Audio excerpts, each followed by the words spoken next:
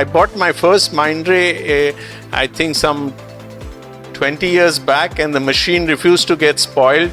It was a DC7 machine. For 10 years, I never had a service engineer coming to it just worked beautifully, and even till the end, it really works. So credit to you for making such lovely technology. Very low breakdown. Multiple probes is one of the important things that I must congratulate for. In terms of malignant descriptors, as I have told you, there can be small nodularities from the internal surface, or there can be nodularity arising from the septal areas, or there can be higher grades of score 3 to 4 in solid appearing areas within the ovaries. I wanted to show you the use of the Mindray hockey stick probe.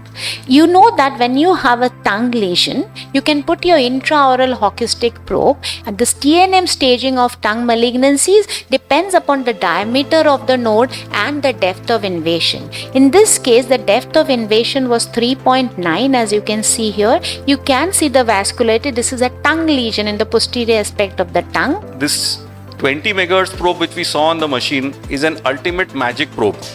Why I call it the magic probe? Because the color pickup which it has is almost which it had 7 years back or 6 years back when it was launched.